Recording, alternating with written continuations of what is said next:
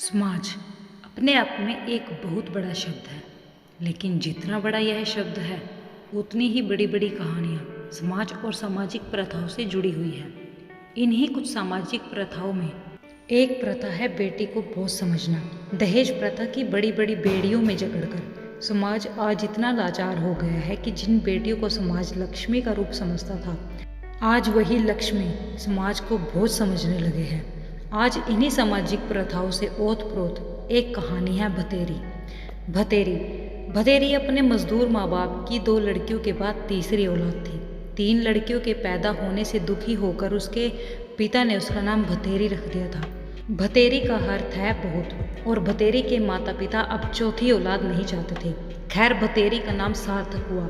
उसके बाद एक लड़के का जन्म हुआ, लेकिन भतेरी अभी भी एक बोझ ही थी। जब भतेरी 6 वर्ष की हुई तभी उसका बाप मर गया। पिता की मौत के बाद घर में अब उसकी माँ विमला और दादी रज्जो ही थे, जो इन चारों भाई बहन का भरण पोषण कर रहे थे। भतेरी की दादी रज्जो को आज भी बेटे की मौत से ज़्यादा दुख ये था कि भतेरी का बाप अपने पीछे 3 लड़कियों को छोड़ गया था। वो अक्सर कहा करती थी, खुद तो मुक्ति पाली, अब पता नहीं मेरी बुलाव कद होगी, कद भगवान इन नरकों से मुझे मुक्ति देगा। भतेरी ने लड़की होने के कारण अपनी पूरी जिंदगी अपने परिवार की घृणा और धुतकार ही सही। पति की मौत के बाद भतेरी की माँ विमला की भाव शून्य हो गई थी। उसे भी अपनी 3 बेटियां जिम्मेवारी नहीं बोझ ही दिखाई देती। जब भतेरी 12 वर्ष की हुई उसे ब्लड कैंसर हो गया। डॉक्टर ने बताया कि काफ़ी रुपया भी लगेगा और परिवार में से ही किसी को अपनी किडनी देनी पड़ेगी। डॉक्टर ने साफ कहा था कि देने वाले की जान को कोई खतरा नहीं होगा।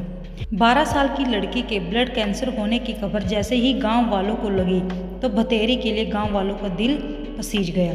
घर की माली हालत देख भतेरी के इलाज का पूरा खर्चा गांव वालों ने उठाने का फैसला किया, लेकिन यहाँ समस्या पैसे की नहीं आ रही थी। ग्रामीण समाज आज भी भावनात्मक समाज है। कई व्यक्ति थे जो भतेरी के इलाज के लिए पैसा खर्च करने को तैयार थे, लेकिन एक बोझ के लिए परिवार में कोई भी अपने शरीर का मज़ा देने को तैयार नहीं था।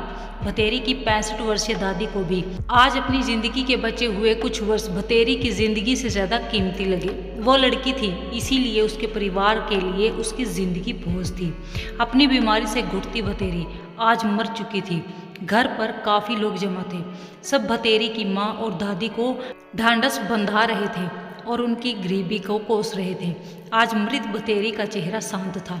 उसने अपनी ज़िंदगी में बस अपने परिवार की धुतकार सही थी और बाद के कुछ समय बीमारी की पीड़ा, लेकिन आज वो शांत लग रही थी। क्या इच्छा रही होगी उसकी अंत समय में। एक बार उसे कहते सुना था, माँ आदमी मरने के बाद अलग अलग रूप में जन्म लेवे हैं, कुत्ता, कीड़ा, चूहा या डंगर, पालतू पशु। माँ, मैं तो डंगर या कीड़ा बन जाऊंगी पर आदमी ना बनूं। देखिए, जानवरों, कुत्तों पता ही नहीं होता उनकी औलाद में कौन सा लड़का कौन सी लड़की।